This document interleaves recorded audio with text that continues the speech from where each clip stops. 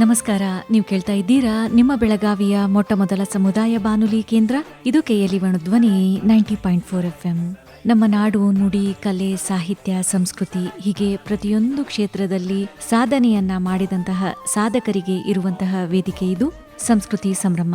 ನಮ್ಮ ಇಂದಿನ ಕಾರ್ಯಕ್ರಮದಲ್ಲಿ ಚಿಕ್ಕೋಡಿಯ ಪ್ರಾಥಮಿಕ ಶಾಲೆಯ ಶಿಕ್ಷಕರು, ಸಾಹಿತಿಗಳು ಹಾಗೂ ಕವಿಗಳಾದ ಶ್ರೀ ಶಿವರಾಜ್ ಅರಳಿಯವರು ತಮ್ಮ ಸ್ವರಚಿತ ಕವನಗಳನ್ನ ಪ್ರಸ್ತುತಪಡಿಸಲಿದ್ದಾರೆ.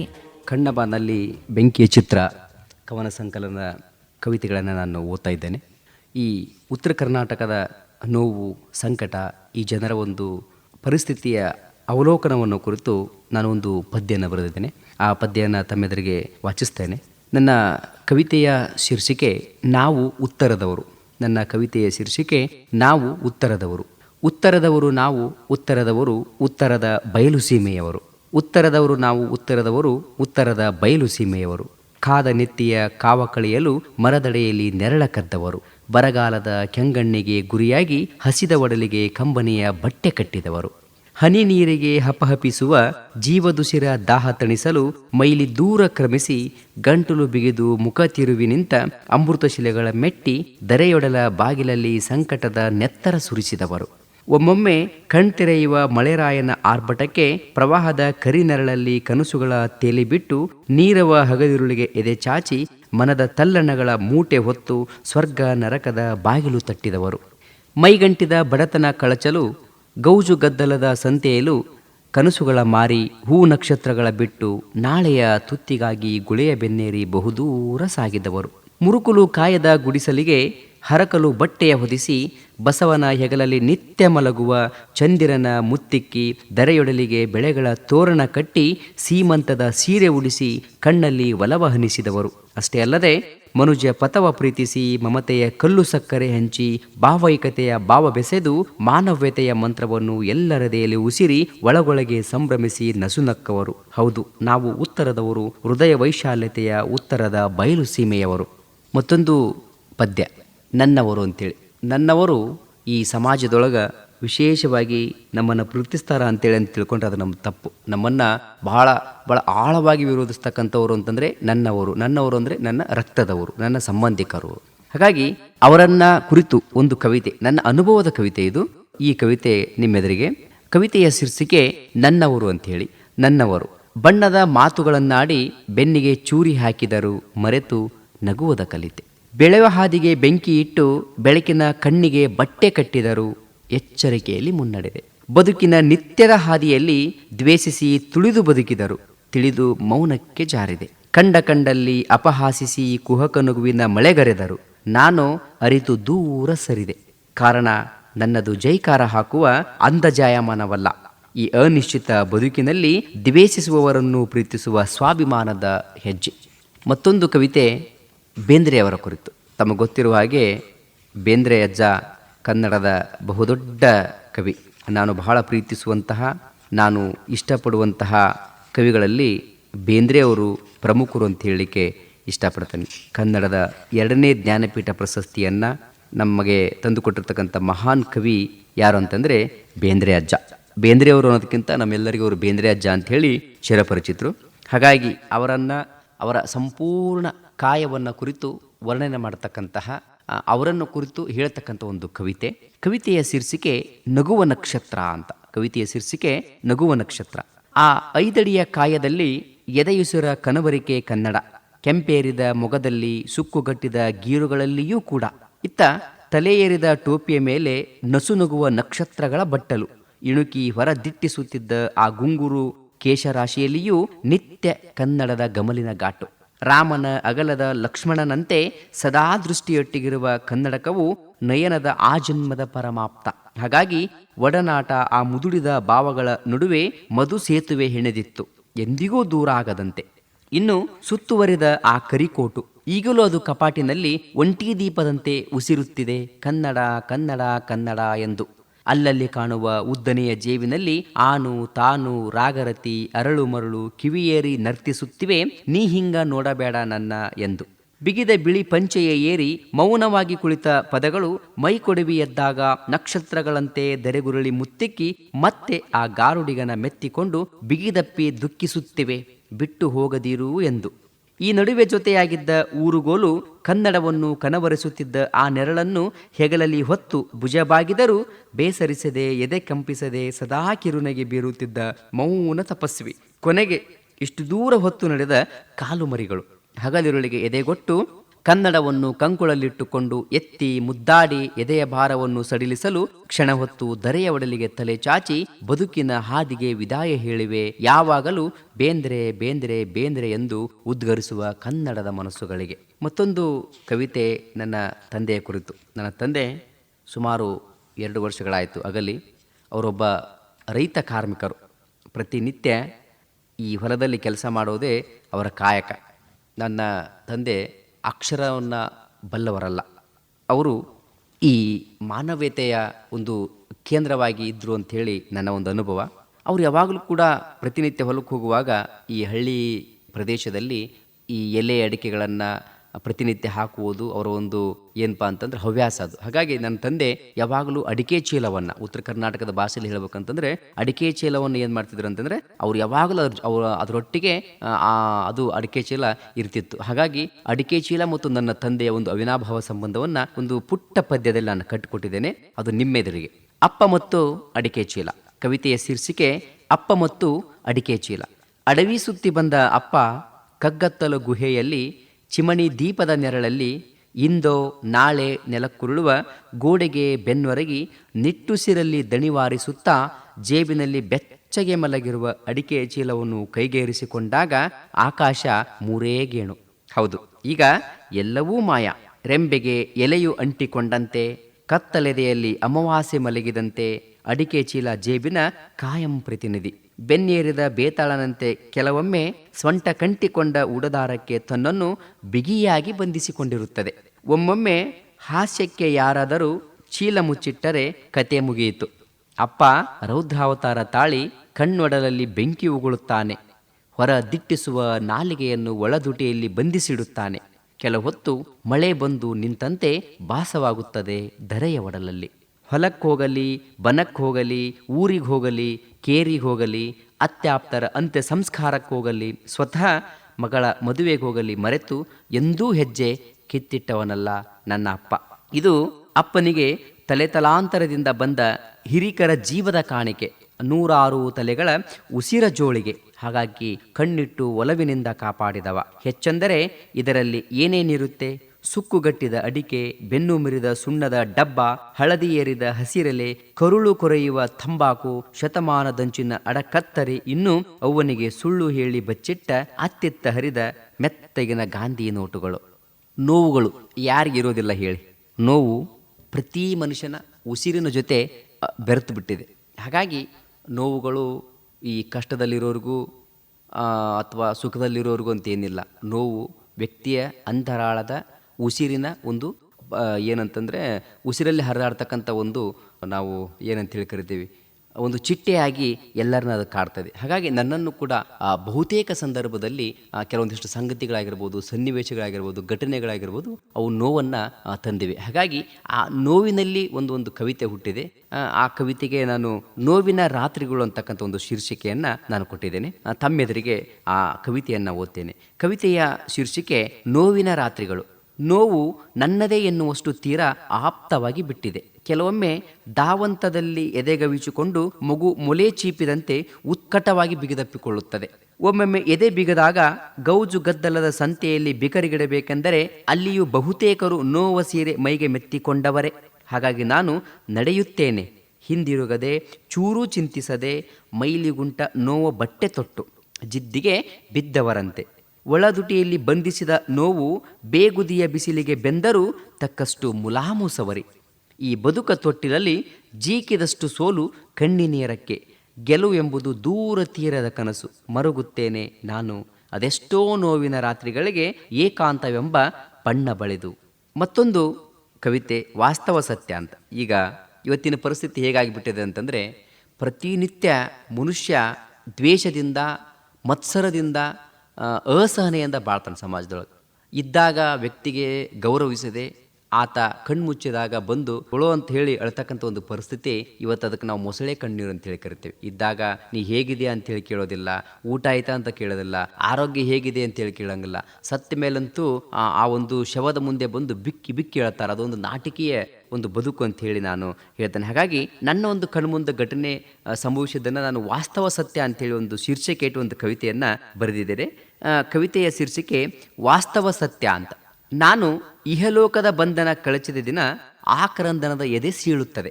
ಆಗ ಬದುಕಿದ್ದಾಗ ಮುಖ ಕೊಟ್ಟು ಮಾತನಾಡದವರು, ಅರ್ಧಕ್ಕೆ ಮಾತು ನಿಲ್ಲಿಸಿ ದೂರ ಸರಿದವರು, ನನ್ನ ಏಳಿಗೆಯನ್ನು ಕಂಡು ಹೊಟ್ಟೆ ಕಿಚ್ಚನಲ್ಲಿ ಉರಿದು ಬೆಂದವರು, ಆಗಾಗ ಮುನಿಸಿಕೊಂಡು ಗಂಟಲು ಬಿಗಿದುಕೊಂಡವರು, ಬೇಸರಿಸಿ ಮೌನವಾದಾಗ ಗಹಗಹಿಸಿ ಅಣಕಿಸಿದವರು, ನೀನು ಸತ್ತಾಗ ಹಿಡಿಮಣ್ಣು ಹಾಕುವುದಿಲ್ಲ ಎಂದು ಶಪಿಸಿದವರು, ಈಗ ವಿದಾಯದ ಯಾತ್ರೆಯಲ್ಲಿ ಹೂಮಾಲೆಯ ಹಿಡಿದು ಕಣ್ಣರಳಿಸಿ ನಮಿಸುವರು.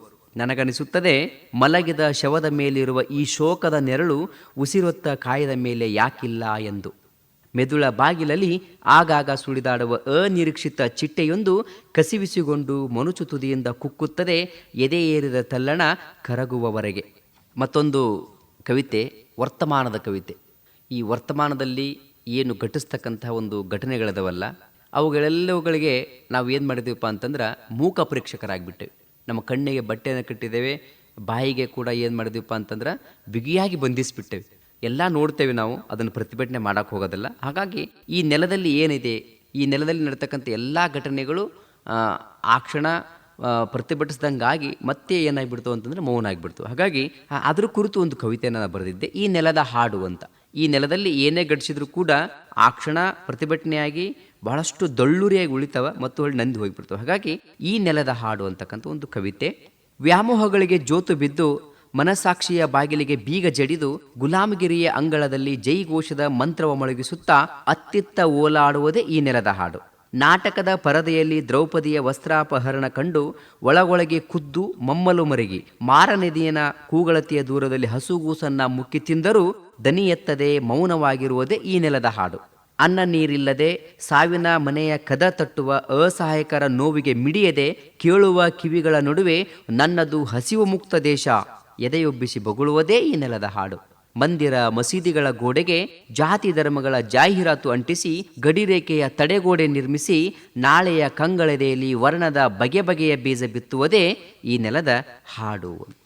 ಮತ್ತೊಂದು ಸಣ್ಣದ ಒಂದು ಕವಿತೆ, ನೋವಾದಾಗ ನಾವು ಸಂತೈಸ್ತಕ್ಕಂಥ ಒಂದು ಬಗೆ, ಆ ಒಂದು ಕವಿತೆಯ ಶೀರ್ಷಿಕೆ ಸಂತೈಸಿ ಬಿಡುವಂತ. ತೇಪೆ ಹೊದ್ದ ಕೌದೆಯಂತೆ ಬಿರುಕು ಬಿಟ್ಟ ಎದೆಗಳನ್ನು ಒಲವ ಸೂಜಿ ಮೊನೆಯಿಂದ ನಿಧಾನಿಸಿ ಹೊಲಿದು ಬಿಡು. ಅನ್ಯಾಯದ ಹೇಸಿಗೆಯನ್ನು ತಿಂದು ಗರ್ವದಲ್ಲಿ ಮೆರೆದಾಡುವ ಮಾನಗೇಡಿಗಳ ಕಿವಿಯಲ್ಲಿ ಅಣ್ಣ ಅಕ್ಕ ಅಲ್ಲಮರ ವಚನದ ಸಾರವನ್ನು ಪಠಿಸಿಬಿಡು. ದಾರಿಯ ಇಕ್ಕೆಲಗಳಲ್ಲಿ ಬೆಳೆದ ಜಾತಿಯ ಗಿಡಗಂಟಿಗಳ ಗಮಲು ಸೋಕದಂತೆ ಸೌಹಾರ್ದತೆಯ ತಡೆಗೋಡೆಯನ್ನು ಕಟ್ಟಿಬಿಡು. ಬಿಸಿಲ ಜಳಕ್ಕೆ ಮೈವಡ್ಡಿ ಬೆವರ ಹನಿಗಳಲ್ಲಿ ಮಿಂದೆದ್ದು ಅಂಧಕಾರದ ಕನ್ನಡಕ ಧರಿಸಿ ನಿತ್ಯ ನೆತ್ತರು ಕಾರುವ ದಮನಿತರದೆಯ ಸಂತೈಸಿ ಬಿಡು. ಬಣ್ಣ ಬಣ್ಣದ ಮುಖಗವಸ ತೊಟ್ಟು ತಾಮ್ರದ ಕವಚವನ್ನು ಹೊದ್ದು ಅಸಹನೆಯ ಅಫೀಮು ಕುಡಿದು ಅನ್ಯಾಯದ ಹಾದಿಯಲ್ಲಿ ಅಲೆದಾಡುವ ಅಲೆಮಾರಿಗಳ ಎದೆಯಲ್ಲಿ ಮಾನವ್ಯತೆಯ ಬೀಜ ನೆಟ್ಟಿಬಿಡು ಅಂತಕ್ಕಂಥದ್ದು. ಒಂದು ಗಜಲ್ ಅಂತ ಉರ್ದು ಸಾಹಿತ್ಯದ ಒಂದು ಪ್ರಕಾರ ಅಂತ ಹೇಳಿ ನಾನು ಭಾವಿಸಿದ್ದೇನೆ. ಪ್ರೇಮ ಕವಿತೆಗಳು. ಒಂದು ಗಜಲನ್ನು ತಮ್ಮೆದುರಿಗೆ ಓದ್ತೇನೆ. ನನ್ನ ಎದೆಯ ಬಡಿತವನ್ನು ನಿಧಾನಿಸಿ ಕೇಳಿಬಿಡು, ಈ ಉಸಿರ ಗಾಳಿಯಲ್ಲಿ ಸದಾ ನೀನಿರುವೆನಲ್ಲೇ. ಎಷ್ಟು ಬಾರಿ ಇರಿಯುತ್ತಿ ಒಮ್ಮೆ ಹೇಳಿಬಿಡು, ಬದುಕ ಬಾಗಿಲಲ್ಲಿ ಪ್ರೇಮದ ತೋರಣ ಕಟ್ಟುವೆನಲ್ಲೇ. ಕ್ರಮಿಸಿದ ಹಾದಿಯನ್ನು ಮರೆತು ತಿರುಗಿಬಿಡು, ನಿತ್ಯ ನಿನ್ನದೇ ಜಪತಪದಲ್ಲಿ ಮುಳುಗಿರುವೆನಲ್ಲೇ. ಕತ್ತಲೆಯ ದಿನವನ್ನು ನೆನಪಿಸದೆ ಮರೆತು ಬಿಡು, ಕಪ್ಪು ಮುಗಿಲಲ್ಲಿ ಒಲವು ಚಿಗುರುವುದುನಲ್ಲೇ. ಸಾಕು ಕರುಣಿಸಿ ಇನ್ನಾದರೂ ಕಿರುನಗೆ ಬೀರಿಬಿಡು, ಪ್ರೀತಿಯ ಧ್ಯಾನದಲ್ಲಿ ನಿತ್ಯ ಶಿವನ ಸ್ಮರಿಸುನಲ್ಲೇ ಅಂತ.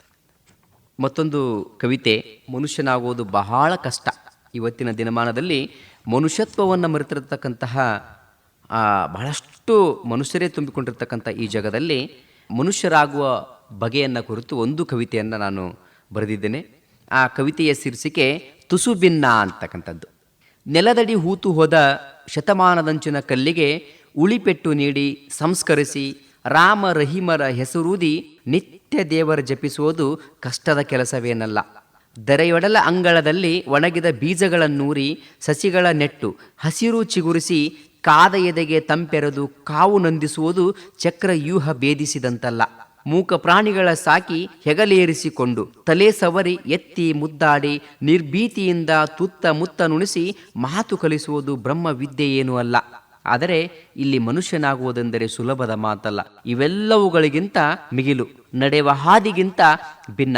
ಒಂದರ್ಥದಲ್ಲಿ ಸರ್ವವನ್ನು ತ್ಯಜಿಸಿ ಸಕಲವನ್ನೂ ಪ್ರೀತಿಸಿ ಜಗಕ್ಕೆ ಬೆಳಕಾದ ಬುದ್ಧನಾದಂತೆ ಅಂತ. ಮತ್ತೊಂದು ಕವಿತೆ, ಎಲ್ಲಿಯೂ ಹುಡುಕದಿರು ಅಂತ. ಇವತ್ತಿನ ಯುವ ಪೀಳಿಗೆಯನ್ನು ನಾವು ಗಮನದಲ್ಲಿಟ್ಟುಕೊಂಡು ಅವರಲ್ಲಿ ಸ್ವಲ್ಪ ಬದಲಾವಣೆ ಬರಲಿ ಅಂತಕ್ಕಂಥ ಒಂದು ದೃಷ್ಟಿಯಲ್ಲಿ ಒಂದು ಕವಿತೆಯನ್ನು ಬರೆದಿದೆ, ಎಲ್ಲಿಯೂ ಹುಡುಕದಿರು ಅಂಥೇಳಿ. ಇದನ್ನು ನಾವು ಬೇರೆ ಬೇರೆ ರೀತಿಯಲ್ಲಿ ಕೂಡ ಅರ್ಥ ಮಾಡ್ಕೋಬೋದು. ಆದರೆ ನನ್ನನ್ನು ಎಲ್ಲಿ ಹುಡುಕಬೇಡ್ರಿ ಅಂತ, ನಾನು ಎಲ್ಲಿಯೂ ಸಿಗೋದಿಲ್ಲ, ಆ ಒಂದು ನಿರ್ದಿಷ್ಟವಾಗಿರ್ತಕ್ಕಂಥ ಸ್ಥಳದಲ್ಲಿ ಮಾತ್ರ ನಾನು ಸಿಗ್ತೇನೆ ಅಂತಕ್ಕಂಥ ಒಂದು ದೃಷ್ಟಿಯಲ್ಲಿ ಒಂದು ಕವಿತೆಯನ್ನು ಬರೆದಿದ್ದೇನೆ. ಎಲ್ಲಿಯೂ ಹುಡುಕದಿರು ಅಂತ. ಒಂದು ವೇಳೆ ನನ್ನ ನೆನಪಾಗಿ ಮಾತನಾಡಲು ಬಯಸಿದರೆ ದಯವಿಟ್ಟು ತೆರೆದ ಮದ್ಯದಂಗಡಿಯಲ್ಲಿ, ಮಾಂಸದ ಮಾರುಕಟ್ಟೆಯಲ್ಲಿ, ಜೂಜಾಟದ ಮೈದಾನಗಳಲ್ಲಿ, ಕ್ಯಾಸಿನೋ ಕೇಂದ್ರಗಳಲ್ಲಿ, ಅನೈತಿಕ ಅಡಗುತಾಣಗಳಲ್ಲಿ, ಹೀಗೆ ಎಲ್ಲೆಂದರಲ್ಲಿ ಹುಡುಕದಿರು. ಹತಾಶೆಯಲ್ಲಿ ದೂರ ದಿಟ್ಟಿಸಿದರು, ಅಲ್ಲಿ ನಾನಿರುವುದಿಲ್ಲ. ನಾನು ಮನೆಯ ಕೋಣೆಯೊಂದರ ಕಪಾಟಿನ ಎದೆಯಂಗಳದಲ್ಲಿ ಕಾಪಿಟ್ಟು ಜೋಡಿಸಿದ ಹಳೆ ಹೊಸ ಹೊತ್ತಿಗೆಯೊಟ್ಟಿಗೆ ನಿತ್ಯ ಮಾತನಾಡುತ್ತಾ ಕುಳಿತಿರುತ್ತೇನೆ. ತೀರಾ ಬೇಸರಿಸಿದಾಗ ಒಮ್ಮೊಮ್ಮೆ ವಾದಕ್ಕಿಳಿಯುತ್ತೇನೆ. ರನ್ನನ ಯಶೋಧರೆಯೊಂದಿಗಲ್ಲ, ಕಲ್ಯಾಣದ ಅಲ್ಲಮ್ಮನೊಂದಿಗಲ್ಲ, ಕಾಗಿನೆಲೆಯ ಕನಕನೊಂದಿಗಲ್ಲ, ಶಿಶುನಾಳದ ಶರೀಫನೊಂದಿಗಲ್ಲ, ನನ್ನೊಳಗಿನ ನಿತ್ಯದ ಕವಿತೆಯೊಂದಿಗೆ. ಕಾರಣ ಇಷ್ಟೇ, ಎಡ ಬಲದ ತಿರುಳ ತಿಳಿಯಲು, ಧರ್ಮಗಳ ಸಾರ ಅರಿಯಲು, ಮೇಲು ಕೀಳಿನ ಅಂತರ ಅಳೆಯಲು, ಎಲ್ಲಕ್ಕೂ ಮಿಗಿಲಾಗಿ ದೇವರು ಮತ್ತು ಮನುಜರ ನಿಜದ ಮುಖ ಕಾಣಲು. ಮೊನ್ನೆ ನಮ್ಮೂರಲ್ಲಿ ಒಂದು ಸಾವು ಸಂಭವಿಸಿತು. ಊರಿಗೆ ಹಿರಿ ಮನುಷ್ಯರು, ಬಹಳಷ್ಟು ಬೇಕಾದಿರ್ತಕ್ಕಂಥ ಒಬ್ಬ ವ್ಯಕ್ತಿ. ಅವರು ಜೀವಿಸಿದ್ದಾಗ ಬಹಳಷ್ಟು ಜನರಿಗೆ ದಾನ ಧರ್ಮವನ್ನು ಮಾಡೋದ್ರ ಜೊತೆಗೆ ಜನರಿಗೆ ನೆರಳಾಗಿದ್ದರು ಅಂತ ಹೇಳಿದ್ರೆ ತಪ್ಪಾಗಲಿಕ್ಕಿಲ್ಲ. ಅಂಥ ವ್ಯಕ್ತಿ ಮೊನ್ನೆ ವಯೋಸಹಜ ಕಾಯಿಲೆಯಿಂದ ಮರಣ ಹೊಂದಿದರು. ಅವರು ಊರಿನ ಬಹುತೇಕ ಜನರಿಗೆ ಪ್ರೀತಿ ಪಾತ್ರ. ಆ ವ್ಯಕ್ತಿಯನ್ನು ಇಟ್ಟುಕೊಂಡು ಒಂದು ಕವಿತೆಯನ್ನು ಬರೆದಿದ್ದೇನೆ. ಬಹಳಷ್ಟು ಮನಕಲಕುವ ಕವಿತೆ. ಅಂತಃಕರಣದ ಆಳದಲ್ಲಿ ಇಳಿದು ನೋಡಿದಾಗ ಮನುಷ್ಯನಿಗೆ ಮಾನವೀಯತೆಗೆ ಬೆಲೆ ಇಲ್ಲ ಅಂತಕ್ಕಂಥ ಹೇಳ್ತಕ್ಕಂಥ ಒಂದು ಕವಿತೆ. ಆ ಕವಿತೆಯ ಶೀರ್ಷಿಕೆ ನಮ್ಮೊಳಗಿನ ಪ್ರತಿಬಿಂಬ. ಸುಮಾರು 6 ಪ್ಯಾರಾಗಳನ್ನು ಒಳಗೊಂಡಿರ್ತಕ್ಕಂಥ ಒಂದು ಕವಿತೆ, ಬಿಡಿ ಬಿಡಿಯಾಗಿ ಬರೆದಿರ್ತಕ್ಕಂಥ ಒಂದು ಕವಿತೆ, ನಮ್ಮೊಳಗಿನ ಪ್ರತಿಬಿಂಬ. ಸಾವಿನಲ್ಲೂ ಭೇದವೇ, ಹರಿದ ಕರುಳಿಗೆ ತುಚ್ಛವೆನಿಸಿದರೆ ಯಾಕಾದರೂ ಹುಟ್ಟಬೇಕು ಅಷ್ಟೂ ಜೀವರಾಶಿಗಳ ದಾಟಿ, ಅಲ್ಲವೇ? ಯಾಕೆಂದರೆ ಮೊನ್ನೆ ಇಲ್ಲೊಂದು ಸಾವಾಗಿತ್ತು. ಅದು ಧನಿಕರ ಮನೆಯಲ್ಲಿ. ಆತ ಊರಗೌಡ, ಊರಿನ ಮೊದಲ ಶಿಕ್ಷಿತ, ವಕೀಲನಂತೆ. ಸ್ವಲ್ಪ ದಿನ ಪಾಪ ಕುಳ್ಳಿರಿಸಿದ ಕಾಯದ ಮುಂದೆ ಬರೀ ತುತ್ತು ಉಂಡವರ ಚಿತ್ಕಾರ, ಬಾವುಕದ ನಾಲಿಗೆಯಲ್ಲಿ ಚರಮ ಗೀತೆಯ ಜೇಂಕಾರ, ಹತ್ತಿದ ವರೆದೆಯಲ್ಲಿ ಆಗಾಗ ನಡುಕ, ಉಂಡಿದ್ದು ಹುಟ್ಟಿದ್ದು ಕೊಟ್ಟಿದ್ದು ಕಂಬನಿಯ ಎದೆಯಲ್ಲಿ ನೆನೆದು ಕಾಲದ ಕಂಡಲ್ಲಿ ನೋಡುತ್ತಿದ್ದಾರೆ, ದುಃಖಿಸಿ ಒಳಗೊಳಗೆ ಕುದ್ದು ಬಿಕ್ಕುತ್ತಿದ್ದಾರೆ, ಉರುಳಿದ ದಿನಗಳಿಗೆ ಉಸಿರು ಕೊಟ್ಟು. ಅಗೋ ಮೂಲೆಯಲ್ಲಿ ಬಿಕ್ಕುವ ರಫೀಕ್ ತಂದೆಯ ದಫನ್ ಮಾಡಿದಾಗಲೂ ಇಷ್ಟು ಕಣ್ಣೀರಲಿಲ್ಲ. ಕಾರಣ ಅಪ್ಪ ಜನ್ಮ ಕೊಟ್ಟ ಅಷ್ಟೇ. ಆದರೆ ಗೌಡರು ತುತ್ತು ಕೊಟ್ಟು ಬದುಕಿಸಿದರು. ಈಗ ದೂರದ ಸೌದಿಯಲ್ಲಿರಬಹುದು. ಸೌದಿಗೆ ಬೇಕಾದ ಅಕ್ಷರ ಕಲಿಸಿದವರು ಗೌಡರು. ಸಾಕಲ್ಲವೇ ಬದುಕಿನ ಸಾರ್ಥಕತೆಗೆ? ದನ ಕಟ್ಟುವ ಹಕ್ಕಿಯಲ್ಲಿ ಏರುದನ್ನು ಕೇಳುತ್ತಿತ್ತು. ತಟ್ಟಂತ ಹತ್ತಿರ ಹೋದೆ. ಅವಳು ಗಂಗವ್ವ, ದಲಿತ ಕೇರಿಯ ಹೆಣ್ಣು ಮಗಳು. ಬಿಕ್ಕಿ ಬಿಕ್ಕಿ ಕಂಬನಿಸುತ್ತಿದ್ದಳು. ಪಿಸುಮಾತಲ್ಲಿ ಗೌಡರು ನೆರಳು ಕೊಡದಿದ್ದರೆ ಮಕ್ಕಳ ನೆತ್ತಿ ಸುಡುತ್ತಿತ್ತು. ಬಾಯುಸಿರಲ್ಲಿ ಗಂಟಲು ಬಿಗಿ ಹಿಡಿದು ಧ್ಯಾನಿಸುತ್ತಿದ್ದಳು. ಸೂತಕದ ಛಾಯೆ ಅಂಗಳದ ಕಣ್ಣಲ್ಲಿ ರೆಕ್ಕೆ ಮುರಿದ ಹಕ್ಕಿಯಂತೆ ವಿಲವಿಲಾ ಒದ್ದಾಡುತ್ತಿದೆ. ಕಂಬನಿಯ ಕಡಲಲ್ಲಿ ನೋವು ನರಳಾಡುತ್ತಿದೆ. ಏರುದನಿ ಮೇಲುದನಿ ಬರೀ ಉಂಡವರಿಗೆ ಮೀಸಲು. ಇವರು ದೊಡ್ಡ ಮನೆಯ ಚಿಕ್ಕ ಎದೆಯ ಜನಗಳು, ಕಾರುಣ್ಯದ ಕಣ್ಣುಗಳಿಲ್ಲದ ಜೀವಂತ ಹದ್ದುಗಳು. ಹೇಳಿ, ಸಾವಿಗಿಲ್ಲಿ ನ್ಯಾಯವಿದೆಯೇ? ಸಾರ್ಥಕ್ಯದ ಆತ್ಮಕ್ಕೆ ಸೂಕ್ತತೆಯ ಹಾದಿ ಸಿಕ್ಕಿದೆಯೇ? ಇಲ್ಲ. ಸಾವು ಇಲ್ಲಿ ಬರೀ ಬಣ್ಣವಿಲ್ಲದ ಚಿತ್ರ, ಹೆಗಲಲ್ಲಿ ದಡ ಸೇರುವ ಕತ್ತಲೆಯ ಭಾವ, ಇಳಿ ಹೊತ್ತಲ್ಲಿ ಹೊಸಕಿ ಎಸೆಯುವ ಸಂತೆಯ ರಶೀದಿ. ಕಾರುಣ್ಯದ ಗಾಳಿ ಸೋಕದ ಅವರಿಗೆ, ನಮಗಲ್ಲ. ನಮಗೆ ಸಾವು ಎಂದರೆ ಆತ್ಮದ ಕನ್ನಡಿಯಲ್ಲಿ ನಿತ್ಯ ಉಸಿರುವ ನಮ್ಮೊಳಗಿನ ಪ್ರತಿಬಿಂಬ. ಮತ್ತೊಂದು ಕವಿತೆ, ನಾನು ಯಾಕೆ ಬರೀಲಿ ಅಂತ. ನಾ ಪ್ರತಿನಿತ್ಯ ಬರಿತೇನೆ. ಯಾಕೆ ಬರಿಬೇಕು ನಾನು? ಖುಷಿಗೋ ಅಥವಾ ನೋವಿಗೋ ಅಥವಾ ಸಮಯ ವ್ಯರ್ಥ ಮಾಡಲಿಕ್ಕೋ ಅಲ್ಲ. ಯಾಕೆ ಬರೀಲಿ ಅನ್ನೋದನ್ನು ಈ ಒಂದು ಕವಿತೆಯ ಮೂಲಕ ನಾನು ಹೇಳಿದ್ದೇನೆ. ತಮ್ಮೆದುರಿಗೆ ಈ ಕವಿತೆ. ನಾನೇಕೆ ಬರೆಯಲಿ? ಎದೆಯ ತಲ್ಲಣಗಳನ್ನು, ಮನದ ಭಾರವನ್ನು, ಅಂತರಾಳದ ಕಸಿವಿಸಿಗಳನ್ನು, ಕಂಬನಿಯ ಮೌನದ ದುಃಖವನ್ನು ಸಡಿಲಿಸಿ ಹಗುರಗೊಳಿಸಲು ನಾನು ಬರೆಯುತ್ತೇನೆ. ಅಸಮತೆಯ ಹಾದಿಯಲ್ಲಿ, ಅನ್ಯಾಯದ ಬೀದಿಯಲ್ಲಿ ಉಸಿರು ಬಿಗಿ ಹಿಡಿದು ಬಿಕ್ಕುವ ದಮನಿತರ ಸೋತ ಕಂಠಕ್ಕೆ ದನಿಯಾಗಿ ಸ್ವರವಾಗಲು ನಾನು ಬರೆಯುತ್ತೇನೆ.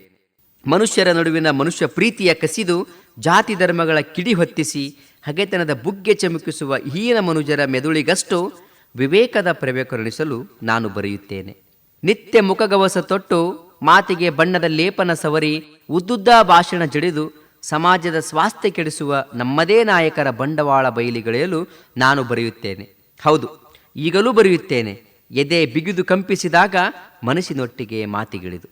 ಮತ್ತೊಂದು ಕವಿತೆ. ಭಾವೈಕ್ಯತೆಯ ಹರಿಕಾರ ಸಂತ ಶಿಶ್ನಾಳ ಶರೀಫರ ಜಾತ್ರೆಗೆ ಹೋದಾಗ ಜಾತ್ರೆಯನ್ನು ಆತ್ಮಸಂತೋಷದಿಂದ ಜಾತ್ರೆಯನ್ನಾಗಿ ಮಾಡ್ತಕ್ಕಂಥ ವರ್ಗ ಮತ್ತೊಂದಾದರೆ, ಆ ಜಾತ್ರೆಯಲ್ಲಿ ಹೊಟ್ಟೆ ತುಂಬಿಸ್ಕೊಳ್ತಕ್ಕಂಥ ಒಂದು ವರ್ಗ ಮತ್ತೊಂದಿತ್ತು. ಅಲ್ಲಿ ಒಬ್ಬ ಹುಡುಗ, ಆತ ಬಲೂನ್ ಮಾರ್ತಾ ಇದ್ದ. ಆತನ ಕಣ್ಣಲ್ಲಿ ಕನಸುಗಳಾಗಿರ್ಬೋದು, ಆತನ ಬಾಯಲ್ಲಿ ದಯನೀಯ ಒಂದಿಷ್ಟು ಮಾತುಗಳಾಗಿರ್ಬೋದು, ಅವನ್ನೆಲ್ಲ ಕೇಳಿ ನನಗೆ ಬಹಳಷ್ಟು ನೋವು ಅನಿಸ್ತು. ಆತ ಬಲೂನ್ ಮಾರಲಿಕ್ಕೆ ಅಂಗ್ಲಾಸ್ತಾ ಇದ್ದ ಹೋಗೋರ್ನ ಬರೋರ್ನ, ನೀವು ಬಲೂನ್ ತಗೋರಿ, ನೀವು ತಗೋರಿ ಅಂತೇಳಿ ಹೇಳ್ತಾ ಇದ್ದ. ಹಾಗಾಗಿ ಆತನ ಒಂದು ಆ ಕ್ಷಣದ ಸನ್ನಿವೇಶವನ್ನು ನೋಡಿದ ನನಗೆ ಬಹಳಷ್ಟು ಮನಕುಲುಕುವಂತಿತ್ತು. ಹಾಗಾಗಿ ಅದರ ಮೇಲೆ ಒಂದು ಕವಿತೆಯನ್ನು ನಾನು ಬಂದ ಮೇಲೆ ಬರೆದೆ. ಆ ಕವಿತೆಯ ಶೀರ್ಷಿಕೆ ನೆಲಗರ್ಭದ ಅಂಗಳದಲ್ಲಿ. ನೆಲಗರ್ಭದ ಅಂಗಳದಲ್ಲಿ ಎಳೆಯ ಪೋರನೊಬ್ಬ ನಿಂತಿದ್ದಾನೆ, ಒಳದುಟಿಯಲ್ಲಿ ನೋವ ಬಂಧಿಸಿ, ಕನಸ ಕೂಲ ಹೆಗಲೇರಿಸಿಕೊಂಡು ನೀರವ ಹಗಲಿರುಳಿಗೆ ಎದೆ ಚಾಚಿ. ಅವನ ನಿಸ್ತೇಜ ಕಂಗಳಲ್ಲಿ ಹಸಿವ ನಕ್ಷತ್ರಗಳು ಮಿನುಗುತ್ತಿವೆ. ಸುಡು ಹಗಲು ನೆತ್ತಿಗೇರಿದಾಗ ಕಣ್ಣಾಲಿಗಳಲ್ಲಿ ಮೆತ್ತಿಕೊಳ್ಳುತ್ತವೆ. ಎದೆಯ ತಿದಿಯನ್ನೊತ್ತಿ ಬಣ್ಣ ಬಣ್ಣದ ತರೆಹವಾರಿ ಬಲೂನ ಕರುಳಿಗೆ ಉಸಿರೂದಿ ಹತಾಶೆಯ ಕಾಲ ನೇರಿ ನಿಂತಿದ್ದಾನೆ ತುತ್ತ ಹೊತ್ತಿನ ಬಾಗಿಲಲ್ಲಿ. ಇನ್ನೂ ಕಣ್ಣು ಹಾಯಿಸಿದಷ್ಟು ಜನಜಂಗುಳಿ ಇವನೋ ಎದೆಯ ಬಿಸಿಯುಸಿರ ಅವಿತಿಟ್ಟು ಸಂಕಟ ಉಗುಳ ಜಿಗಿಯುತ್ತಿದ್ದಾನೆ ಈ ಬದುಕ ಜಾತ್ರೆಯ ನಟ್ಟಿರುಳಲ್ಲಿ. ನೆಲಗರ್ಭದ ಅಂಗಳದಲ್ಲಿ ಅಪ್ಪುವ ತೋಳುಗಳಿಗೆ ಬರ, ಒಳ ಬೇಗುದಿಯ ನೋವಿಗೆ ಬೆವರ ಹನಿಗಳೇ ಮದ್ದು ಇರಲಿ. ಕಣ್ಣಳತೆಯಲ್ಲಿ ಎಳೆಯ ಪೋರರ ಹೃದಯ ಕದ್ದು ಒಳದುಟಿಯಿಂದ ಕೊಂಚ ನಗುವ ಸಡಿಲಿಸಿ ಹಾರುವ ಉಸಿರ ಹಕ್ಕಿಯನ್ನು ಮಾರುತ್ತಿದ್ದಾನೆ ಒಡಲ ಜೋಳಿಗೆಯ ಹಸಿವ ನೀಗಿಸಲು. ಹೌದು, ಅವನು ಸತ್ತು ಬದುಕುತ್ತಿದ್ದಾನೆ, ಈಗಲೂ ಅವನನ್ನೇ ದ್ವೇಷಿಸುವ ಬದುಕ ಸಂತೆಯೊಳಗೆ. ದೇವರು ಈ ಸಮಾಜದೊಳಗೆ ಸ್ವಲ್ಪ ವ್ಯತ್ಯಾಸಗಳನ್ನು ಇಟ್ಟಿದ್ದಾನೆ. ವ್ಯತ್ಯಾಸಗಳಿರಲಿಲ್ಲ ಅಂತಂದ್ರೆ ಈ ಜಗತ್ತು ಹೀಗಿರ್ತಿರ್ಲಿಲ್ಲ. ಇಲ್ಲಿ ಮೇಲು ಕೀಳಿನ ವ್ಯತ್ಯಾಸ ಅದು ಒಂದು ಕಡೆ ಆದರೆ, ವ್ಯಕ್ತಿಯ ಭಾವನೆಗಳಲ್ಲಿ ಕೂಡ ನೂರಾರು ವ್ಯತ್ಯಾಸಗಳದಾವೆ. ಆತನ ಬಯಕೆಗಳಾಗಿರ್ಬೋದು, ಕೊರಗುಗಳಾಗಿರ್ಬೋದು, ಆತ್ಮಸಂತೋಷ ಆಗಿರ್ಬೋದು, ಅಂತಃಕರಣಗಳಾಗಿರ್ಬೋದು, ಇವುಗಳಲ್ಲಿ ಕೆಲವೊಂದಿಷ್ಟು ಕೊರಗುಗಳಿರ್ತಾವೆ. ಆ ಕೊರಗುಗಳು ಅನುಭವಿಸಿರೋದವ್ರಿಗೆ ಮಾತ್ರ ಗೊತ್ತು. ಹಾಗಾಗಿ ಕೊರಗಿನ ಮೇಲೆ ಸುಮಾರು ಒಂದು 2-3 ಘಟನೆಗಳನ್ನು ಆಧರಿಸಿ ಒಂದು ಕವಿತೆಯನ್ನು ಬರೆದಿದ್ದೇನೆ. ಇದು ಕಾಣದ ಕಡಲಿಗೆ ಹಂಬಲಿಸಿದೆ ಮನ ಅಂತೇಳಿ ಒಂದು ಕವಿತೆಯ ಸಾಲು ಬರ್ತದಲ್ಲ, ಅದನ್ನು ಸ್ವಲ್ಪ ನೆನಪಿಸ್ತಕ್ಕಂಥ ಒಂದು ಕವಿತೆ. ಇದ್ದಿದ್ದನ್ನು ಬಿಟ್ಟು ಇಲ್ದಾರ್ದನ್ನು ಬಯಸ್ತು, ಇರುವ ಭಾಗ್ಯವದೇನದು ಭಾರನೆಂಬುದನ್ನು ಬಿಡು ಹರಿಸಕ್ಕಿದೆ ದಾರಿ ಅಂತೇಳಿ ಮಂಕುತಮ್ಮನ ಕಗ್ಗದಲ್ಲಿ ಬರ್ತದಲ್ಲ, ಆ ರೀತಿ ಸ್ವಲ್ಪ ನನಗನ್ನಿಸ್ತಿದೆ. ಆ ಕವಿತೆಯನ್ನು ತಮ್ಮ ಮುಂದೆ ವ್ಯಕ್ತಪಡಿಸ್ತೇನೆ. ಕೊರಗು ಅಂಥೇಳಿ 3 ಸನ್ನಿವೇಶಗಳು. ಕವಿತೆಯ ಶೀರ್ಷಿಕೆ ಕೊರಗು. ನಿದ್ದೆಯಿಲ್ಲದ ಅದೆಷ್ಟೋ ರಾತ್ರಿಗಳಲ್ಲಿ ಮೌನ ಕಾರ್ಮೋಡವನ್ನು ಹೊದ್ದ ಹಿರಿ ಉಸಿರೊಂದರ ಬಿಸಿಲ ಕಂಗಳಲ್ಲಿ ನೆರಳ ಛಾಯೆ ಮಿನುಗುತ್ತಿತ್ತು. ಸೋತ ಬದುಕಿನ ಹಾದಿಯಲ್ಲಿ ಅಸಹಾಯಕ ಕನಸು ಅಂಗಾತ ಮಲಗಿತ್ತು. ಅವಸರದಲ್ಲಿ ಬಂದ ಅಂಚೆಯವನು ಭಾವನೆಗಳ ಹೊತ್ತು ತಂದ ಟಪಾಲನ್ನು ಕೈಗಿತ್ತು. ಮಗ ವಿದೇಶದಲ್ಲಿರುವನೇ, ಸಾಕಲ್ಲವೇ ಬದುಕಿಗೆ ಎನ್ನುವಷ್ಟರಲ್ಲಿ ಅಜ್ಜ ಹೇಳಿದ, ಮಕ್ಕಳನ್ನು ಕಣ್ಣ ಮುಂದೆ ಬೆಳೆಸು, ಹೊತ್ತಿಗಾದರೂ ತುತ್ತು ಸಿಗುವುದೆಂದು. 2ನೇ ಸನ್ನಿವೇಶ. ಸುಟ್ಟ ಗಾಯದಂತಿರುವ ಮುಖ, ಜೋತು ಬಿದ್ದ ಗುಂಗುರು ಕೂದಲು, ಉಟ್ಟ ಸೀರೆ ಅರ್ಧ ನೆಲಕ್ಕೆ ತಾಗಿ ಜಗದ ಕೊಳೆಯನ್ನೆಲ್ಲ ತನ್ನತ್ತ ಬಾಚುತ್ತಿತ್ತು. ಹೆಗಲಲ್ಲಿ ನೇತಾಡುತ್ತಿದ್ದ ಜೋಳಿಗೆಯಲ್ಲಿ 2 ಜೋಡಿ ನಕ್ಷತ್ರಗಳು, ಚೀರುವುದೊಂದು, ದುಃಖಿಸುವುದೊಂದು. ಕಣ್ಣಗಲಿಸಿ ಕಂಡವರ ಮುಂದೆ ಕೈ ಚಾಚಿ ಹಾದಿ ಬೀದಿಯಲ್ಲಿ ಹೆಜ್ಜಿಸುವ ಗಳಿಗೆಯಲ್ಲಿ ದೂರದಿಂದ ದಿಟ್ಟುಸುತ್ತಿದ್ದ ಬಂಜೆಯೊಬ್ಬಳ ಹಸಿ ಕಣ್ಣಾಲಿಗಳಲ್ಲಿ ಕುಡಿಗಳು ನೆಲೆಯುತ್ತಿದ್ದವು. 3ನೇ ಸನ್ನಿವೇಶ. ಶಾಲೆಯೊಂದರ ಸ್ಪರ್ಧೆಯಲ್ಲಿ ಅಪ್ಪನ ಚಿತ್ರ ಬಿಡಿಸಿ ಬಹುಮಾನ ಗೆದ್ದ ಪೋರಿ ಗೆಲುವಿಗೆ ಸಂತಸದ ರೆಕ್ಕೆ ಕಟ್ಟಿಕೊಂಡು ಹಾದಿಗುಂಟ ಸೂರ್ಯನೊಟ್ಟಿಗೆ ಮಾತನಾಡುತ್ತಾ ನೆಲದೆದೆಯಲ್ಲಿ ಹೆಜ್ಜಿಸುತ್ತಾ ಮನೆ ತಲುಪಿದಳು. ಕಣ್ಣು ಹಾಯಿಸಿದಷ್ಟು ಜನಸ್ತೋಮ. ದಿಗ್ಭ್ರಾಂತಳಾಗಿ ಅಗಲಿಸಿ ತಲೆ ಚಾಚಿದಾಗ ಅವ್ವನ ಗುಡದಾಳಿ, ಅಪ್ಪನ ಉಸಿರನ್ನು ಯಾರೋ ಕದ್ದಿದ್ದಾರೆಂಬ ಗುಲ್ಲು. ನನ್ನ ಹೊಸ ಸಂಕಲನದ ಶೀರ್ಷಿಕೆ ಕಣ್ಣ ಬಾನಲ್ಲಿ ಬೆಂಕಿ ಚಿತ್ರ. ಇದರಲ್ಲಿಯೇ ಒಂದು ಮೊದಲ ಕವಿತೆ ಇದೆ ಕೂಡ, ಕಣ್ಣ ಬಾನಲ್ಲಿ ಬೆಂಕಿ ಚಿತ್ರ. ಇವತ್ತಿನ ಸನ್ನಿವೇಶದ ಸೂಕ್ಷ್ಮ ವ್ಯವಸ್ಥೆಯನ್ನು ನಾನು ಕವಿತೆಯ ಮೂಲಕ ಹಿಡಿದಿಟ್ಟಿದ್ದೇನೆ. ಸೊ ಆ ಕವಿತೆ ಸುಮಾರು 7 ಪ್ಯಾರಾಗಳನ್ನು ಒಳಗೊಂಡಿದೆ. ಬಿಡಿ ಬಿಡಿಯಾಗಿರ್ತಕ್ಕಂತಹ ಒಂದಷ್ಟು ಪ್ಯಾರಾಗಳು ಬರ್ತವೆ, ಅವನ್ನ ತಮ್ಮ ಮುಂದೆ ವ್ಯಕ್ತಪಡಿಸ್ತೇನೆ. ಕಣ್ಣ ಬಾನಲ್ಲಿ ಬೆಂಕಿಯ ಚಿತ್ರ. ನಗುವ ಚಿಗುರಲೆಯು ತನ್ನ ಕನಸು ಮರೆತಿದೆ. ಅಂಗಾತ ಮಲಗಿದ ಜಗದ ಕಂಗಳಲ್ಲಿ ನಾಳೆಯ ನಕ್ಷತ್ರಗಳ ಕತ್ತಲೆ ಚಿತ್ರಣ ಮೂಡಿದೆ. ಎದೆಯಲ್ಲಿ ನಡುಕದ ಬಾಯಿ ಬಿಗಿದಿದೆ. ದೂರ ತೀರದ ಕನಸಿಗೆ ಬರೀ ವೈಭೋಗದ ಹುಚ್ಚು. ಅಂತಿಮ ತೀರ್ಪಿನ ಅಸಹಾಯಕ ಉಡಿಯಲ್ಲಿ ತೀವ್ರ ಕಂಪನದ ಅವ್ಯಾಹತ ಸ್ರಾವ. ನವಿಲು ನಲಿಯುವುದನ್ನು ಮರೆತು ಎಷ್ಟೋ ದಿನಗಳಾಯಿತು. ಇದು ಹೊಂಚೆಂದು ನಾನೇಗೆ ಅರ್ಥೈಸಲಿ? ಸ್ವಾರ್ಥ ಪಿಪಾಸುಗಳ ರಹದಾರಿಯನ್ನಲೇ, ಇಲ್ಲವೇ ತಾವೇ ತೆರೆದಿಟ್ಟ ಹೆದ್ದಾರಿಯನ್ನಲೇ ಭಯ ಆವರಿಸಿದೆ ಬೆಟ್ಟು ಮಾಡಿ ತೋರಿಸಲು. ಕಾರಣ ಅವರೆಂದರೆ ದಟ್ಟ ಕಪ್ಪು ಮುಗಿಲು. ಭಯ ನಿರ್ಭಯದ ವಿಶಾಲ ದಡವಿಯಲ್ಲಿ ಚಲಿಸುವ ಗಾಳಿಗೆ ವಿಷ ಉಣಿಸಿದ್ದಾರೆ. ಕುಡಿಯುವ ನೀರೊಡಲಿಗೆ ನಂಜನ್ನು ಬೆರೆಸಿದ್ದಾರೆ. ಕ್ಷಮಿಸಿ, ನಾನು ಹೇಳ ಹೊರಟಿರುವುದು ಶತಮಾನದ ಕಥೆಯಲ್ಲ, ಈ ಶತಮಾನದ ಹಾಡು. ನಕಶಿಕಾಂತ ಉರಿಯುವ ಎದೆಯಲ್ಲಿ ಅಷ್ಟೇ ಅಲ್ಲ, ಕಣ್ಣ ಬಾನಲ್ಲೂ ಬೆಂಕಿಯ ಚಿತ್ರ ದಗಿಸುತ್ತದೆ. ಸುಂಕ ಕೊಟ್ಟರೂ ನಿಲ್ಲದ ಮುಂಗಾರು ಮಳೆಯಂತೆ. ಅಮಾವಾಸ್ಯೆಗೆ ಅವ್ವ ಮಾಡಿದ ಹೋಳಿಗೆ ರುಚಿಸದು. ಬಗೆ ಬಗೆಯ ಬಾವುಟದ ಬಾಡೂಟವು ಬಿಡದು. ಅಲ್ಲಿ ಯಾವುದೋ ಪುತ್ಥಳಿಯ ಅನಾವರಣ. ಗಂಟಲಿನ ಅರಚಾಟದ ಆರ್ಭಟಕ್ಕೆ ಸೂರ್ಯ ಬೆಪ್ಪು. ಮುಗಿಲೆತ್ತರಕ್ಕೆ ಎರಚುವ ಗುಲಾಲಿನ ದಗೆಗೆ ನೆಲದೊಡಲಲ್ಲಿ ಚರಮಗೀತೆ ಹೇಳುವುದೊಂದೇ ಬಾಕಿ. ಇದೆಲ್ಲ ಯಾವ ಪುರುಷಾರ್ಥಕ್ಕೆ? ಸಮಾಜದ ಸ್ವಾಸ್ಥ್ಯ ಕೆಡಿಸುವ ಹುನ್ನಾರವೇ? ಇಲ್ಲ ಸಮತೆಯ ಹಾದಿಯೇ ಅರಿಯದ ಕಗ್ಗಂಟು. ಅಲ್ಲಿ ಅವರು ಬಾವುಟ ಹಾರಿಸಿದರು, ಇಲ್ಲಿ ಇವರು ಪಟಾಕಿ ಸಿಡಿಸಿದರು. ಇದು ಸ್ಪರ್ಧೆಯೇ? ಚೂರು ಅಂತಃಕರಣದಲ್ಲಿ ಚಿಂತಿಸಲಿ. ಜೀವ ಪ್ರೀತಿಯ ಹಂಚದ ನಾವು ಯಾರೋ ಹಚ್ಚಿದ ಕಿಚ್ಚಿಗೆ ಕನಸುಗಳ ಜೀವಂತ ಸಮಾಧಿ ಮಾಡಲು ಹೊರಟಿದ್ದೇವೆ. ಜಾತಿಯ ಹೆಸರಲ್ಲಿ ದ್ವೇಷದ ಹಣತೆ ಹಚ್ಚುತ್ತಿದ್ದೇವೆ. ಸ್ವಾರ್ಥದ ದಾರಿಯಲ್ಲಿ ಧಮನಿತ ಹೃದಯ ಇರಿಯುತ್ತಿದ್ದೇವೆ. ಈಗ ಕ್ರಾಂತಿಯ ಕರೆ ನೀಡುವುದೊಂದೇ ಉತ್ತರ. ಆದರೆ ಯಾರಿಗೆ ದೂರು ಸಲ್ಲಿಸಲಿ? ಇಲ್ಲಿ ಬೇಲಿಯೇ ಎದ್ದು ಹೊಲ ಮೇಯುತ್ತಿದೆ. ಕನಸುಗಳ ಅವ್ಯಾಹತ ನರಬಲಿ ನಡೆಯುತ್ತಿದೆ. ನನ್ನನ್ನು ಕೈಯಲ್ಲಿ ಹಿಚ್ಚುಕಿ ಹೊಸಕಿದರೆ ಕಾಣೆಯಾಗಿದ್ದಾನೆ ಎಂಬ ದೊಡ್ಡ ಜಾಹೀರಾತು ಅಲ್ಲಲ್ಲಿ. ಅಬ್ಬಾ, ನೆನೆಸಿಕೊಂಡರೆ ಸಾವು ನಾಲಿಗೆಯ ತುದಿಯಲ್ಲಿ. ಈಗಲಾದರೂ ಹೇಳಿ, ಪುತ್ಥಳಿಯ ವಿಜೃಂಭಣೆಯ ಅನಾವರಣದಿಂದ, ಬಣ್ಣ ಬಣ್ಣದ ಬಾವುಟಗಳ ಸೃಷ್ಟಿಸಿ ಹಾರಿಸುವುದರಿಂದ, ಭಾವಚಿತ್ರಗಳ ಮನಸ್ಸೋ ಇಚ್ಛೆ ಪೂಜಿಸುವುದರಿಂದ ಸಮತೆಯ ನಾಡು ಕಟ್ಟಬಹುದೇ? ಕನಸುಗಳದೆಯಲ್ಲಿ ಪ್ರೀತಿಯ ಬೀಜ ಬಿತ್ತಬಹುದೇ? ದಯವಿಟ್ಟು ಕೇಳಿಸಿಕೊಳ್ಳಿ, ಇದು ನನ್ನೊಬ್ಬನ ಅಳಲಲ್ಲ. ಅಸಂಖ್ಯಾತ ಕಂಗಳ ಗಾಢ ಕತ್ತಲಲ್ಲಿ ಅವಿತು ಕೂತ ನಾಳೆಯ ಎದೆಯುಸಿರು. ಧನ್ಯವಾದಗಳು.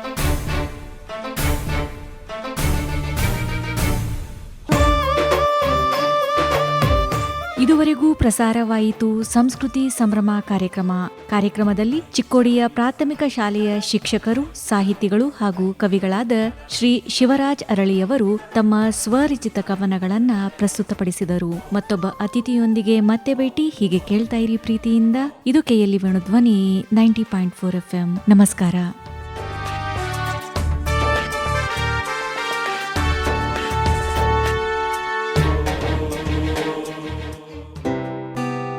समझे आपकी हर हेल्थ प्रॉब्लम्स की बात, वर्ल्ड क्लास ट्रीटमेंट हर दिन और रात. केएलई का हाथ आपके साथ, आपके साथ. KLE Society's Dr. Prabhakar Kore Super Speciality Hospital. Cure for all health related problems. Experienced doctors and ultra modern facilities के साथ. KLE Society's Dr. Prabhakar Kore Super Speciality Hospital and Medical Research Center, Nehru Nagar, Pelagavi. Call 08312 473777. KLE ಕನಸು ನನಸದ